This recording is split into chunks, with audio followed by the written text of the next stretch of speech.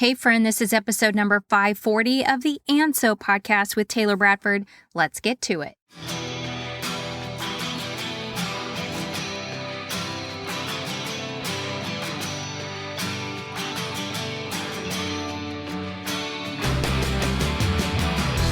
Boss Girl Creative presents And So with Taylor Bradford, business and life musings from a successful serial entrepreneur. Each week, you will hear Taylor spill the tea on all things business, life, relationships, health, and everything in between. But don't worry, each week also includes a business nugget that will help you stay on course. And now a throwback to 3-year-old Taylor who inspired all of this. And so.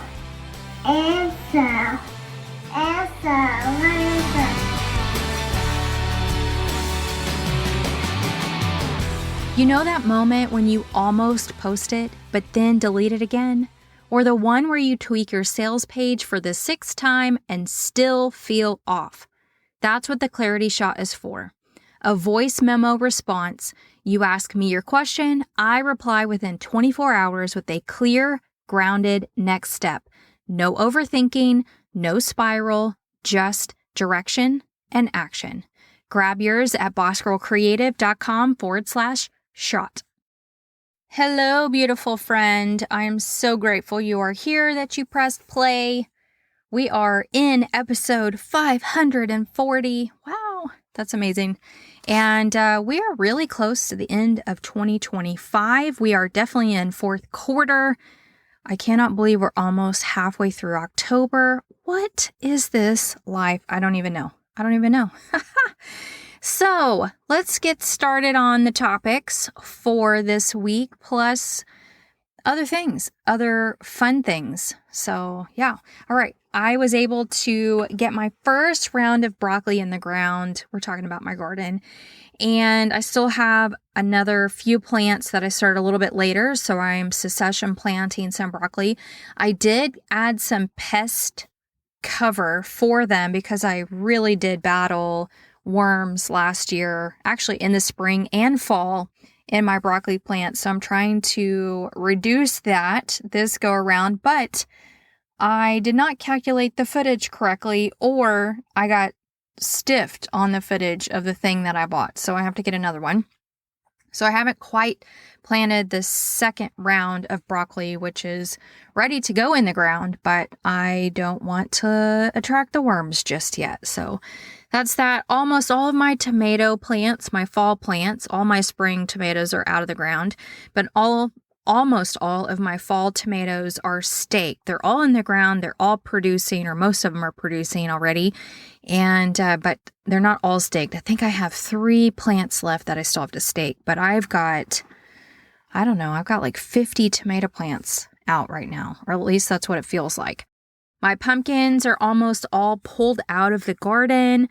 I still need to plant my radishes and my carrots. My garlic is in the ground for 2026 harvest. And I think I planted 220 cloves of garlic. And I still have 1 head of garlic that I need to find a place for. I'll probably end up just planting it with the garlic row that I have right now and just make some room for 1 more head of garlic. So I really don't want it to go to waste. So that is the garden. The house, more red iron is up. So they focused initially on the center red iron. So all the steel that is the framing of the exterior of my barnuminium. And right before the weekend, they managed to put up the end on the right side. That's the hangar door side. So that framing started, and then they still have the left side framing to do, or the exterior left side. The final 2 big posts and the I-beams and all of that. And then I guess they do all the purlin. I don't know, all the language that I don't know a whole lot about. But that's where we are with the house. Our pond is officially 3/4 of an acre big. So we have finished carving out what needed to get carved out when the pond started last year. And now our next step, we do have some chances of rain coming. which means we'll probably have to drain the pond again if it fills up too much. But the next step is to build the dock, and we need the pond not to have any water in it so we can pour the columns that will support the actual dock. And then we also need to get the fish habitat in to the pond while it's drained so that those things are in once the rains start coming back. So that is where we are with that. And I did not read hardly as many books as I did the week before, which is crazy. It all goes in spouts. But I did finish The First Husband by Laura Dave. I gave it 4 stars. It was definitely different than what her Netflix series has been about that has Jennifer Garner in it, which is The Last Thing He Told Me. Fantastic series. And I think part 2 is coming, or the second season of that is coming with Jennifer Garner still in it. But the first one was epic, and the book was so good. So I'm looking forward to seeing season 2. But the book that she wrote that I finished, The First Husband, was way out in left field compared to that writing, but still good nonetheless. I gave it 4 stars.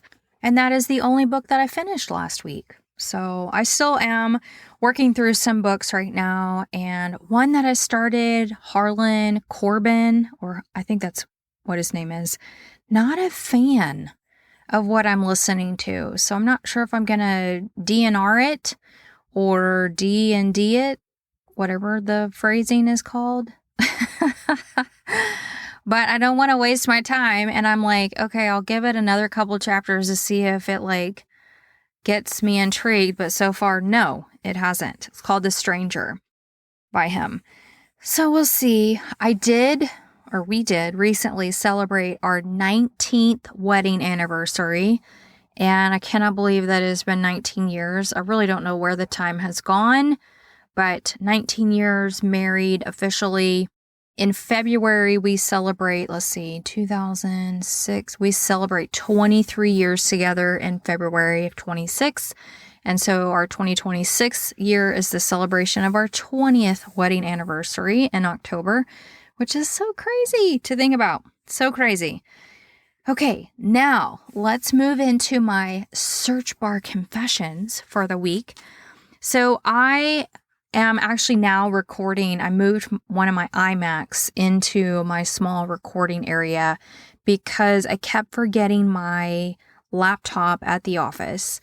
And I don't know why I keep taking my laptop to the office outside of I have my Photoshop and my Illustrator and my Lightroom on that laptop. That is the Adobe Suite is logged in onto that. And I don't it's so lazy of me. I don't like having to log in and out between computers. So I just carted that one around and I was like, you know what? I'm just going to move my iMac into this small closet. It does take up a lot of room because it is a very large iMac, but then I don't have to worry about forgetting my laptop at the office, even though I don't use it. I use another laptop.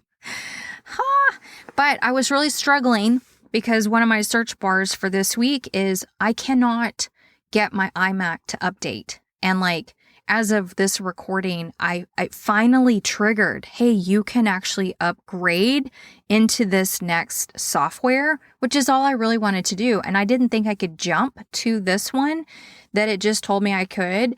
And so for the last week with this computer specifically, and actually my iMac at the office, I have been trying to reboot it into safe mode, and no amount of tries is getting me there.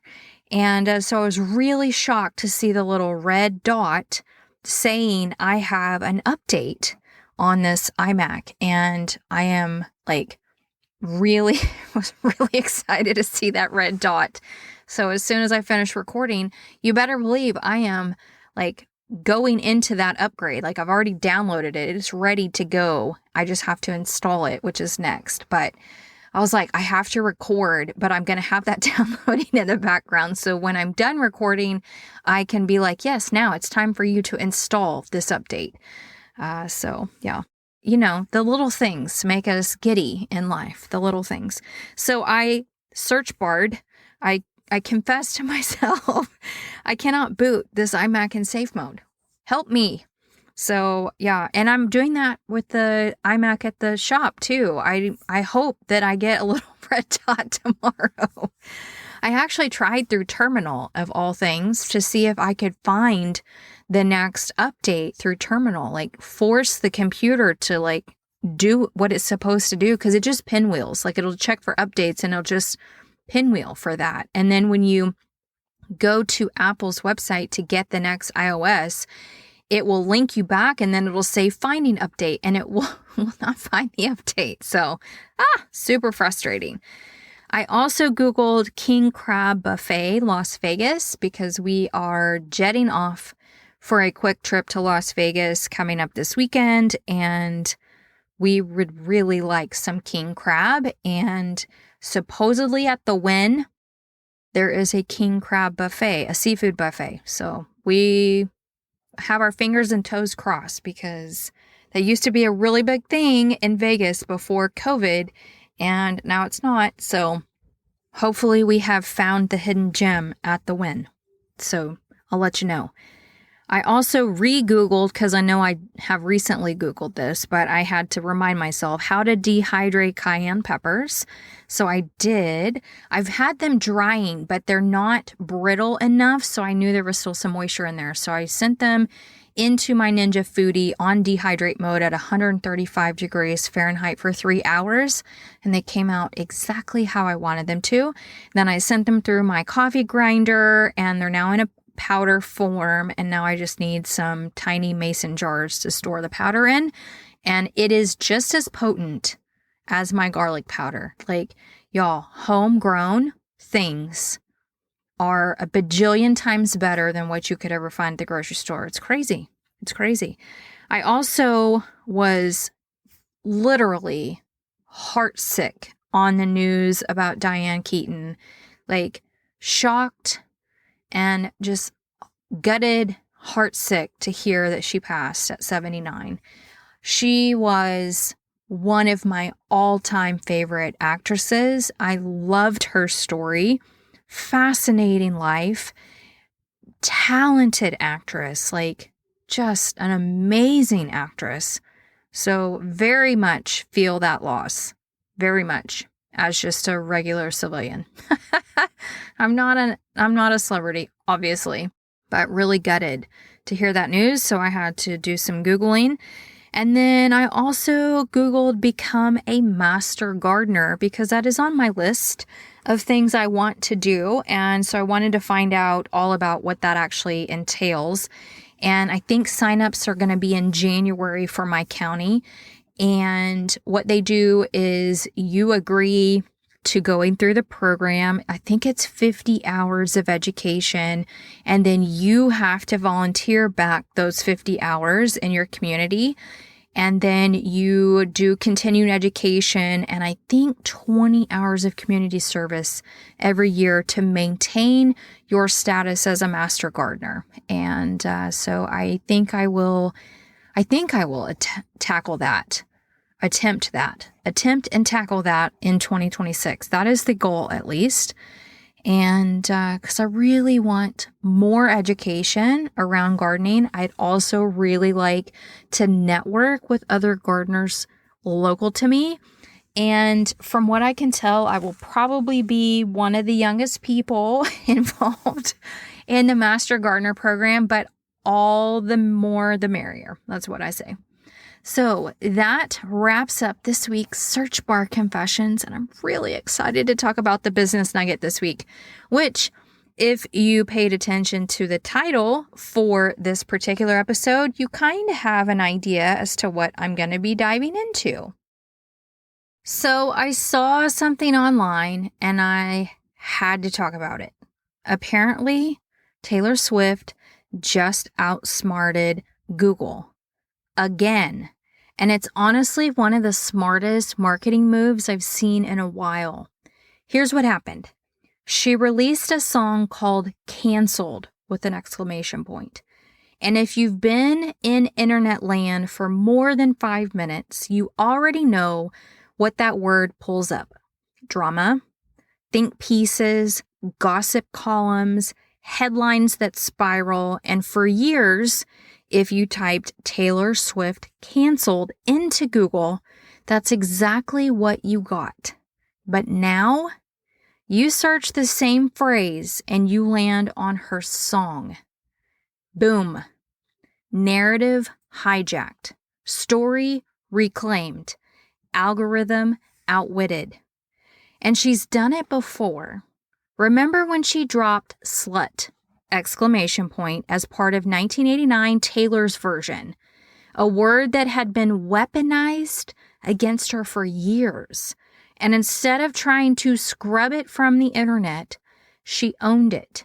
Now, if you search Taylor Swift slut, you get streaming links, lyric breakdowns, fan love. No scandal, just strategy. And I've been thinking about this all week since I saw somebody talk about this on Facebook. Not just because it's brilliant, because it is, but because there is a business lesson hiding right inside it. Taylor isn't just outsmarting search results. She's meeting the narrative at the point of tension and then flipping it. And that's where the nugget is. Because how many of us have offers or freebies or sales pages that are well written, beautifully designed, but not finding our people? How many of us are naming our work based on what we want it to sound like instead of what our people are already spiraling through? I'm going to say this clearly. If the title of your offer doesn't meet your person where she already is, in her brain, in her spiral, in her search bar, then it's probably not going to reach her. And I'm not saying you need to be shocking or provocative, but I am saying your naming strategy might need to feel more like a Google search and less like a cute brand board. This isn't just about SEO. It's about narrative control, because your people are Googling. They are in motion. And if your work can interrupt the spiral, if your freebie or podcast or voice note can pop up in the middle of their search and say, hey, here's a better frame for this, that's clarity. That's connection. That's conversion. So here's your micro action. Go to Google. Step 1. Step 2, type in the exact words your ideal client might use when she's spiraling. Step 3, look at what comes up. What assumptions are baked in? What headlines? What tone? And finally, step 4, then ask yourself, does my offer live within this story? Or does it live in a totally different one I made up in my own head, or in Canva, or in Photoshop, or in wherever? Because Taylor didn't create a whole new narrative. She stepped into the one that already existed and renamed it. And maybe your offer doesn't need a new funnel. Maybe it just needs a new name. One that says, I see what you're spiraling about, and here's a better way to look at it. That's the real power move. And if you're stuck on what that could sound like, if you're mid-renaming Spiral yourself, send me a voice memo. That's literally what the clarity shot is for. One grounded answer, one next step, right in the middle of your spiral. Because sometimes clarity doesn't look like a rebrand. Sometimes it looks like rewriting the Google search. You can grab that at bossgirlcreative.com/shot. And listen, if you're someone who's felt invisible lately, if your work isn't landing the way it used to, or if the energy around your offer just feels off, this might be your moment. Not to scrap everything, but to name it differently. to claim your version of the narrative. Taylor didn't wait for permission. She didn't ask if it would trend. She dropped the song, Let the World Catch Up. You can do the same. You don't need louder copy. You need language that lands where they already are. So before you build another funnel, check your title. Because the right name, it doesn't just describe your offer, it delivers it. Thank you so much for tuning in to this week's episode. I truly hope you have a great rest of your week.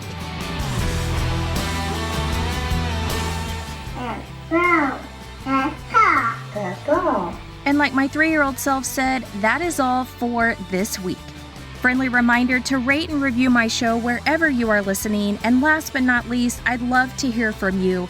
Leave me an audio message at bossgirlcreative.com/speak. I would love to hear your takeaways, ideas for upcoming episode topics, and your feedback. Thank you again for listening to this week's episode. And until next time, I hope you have a great rest of this one.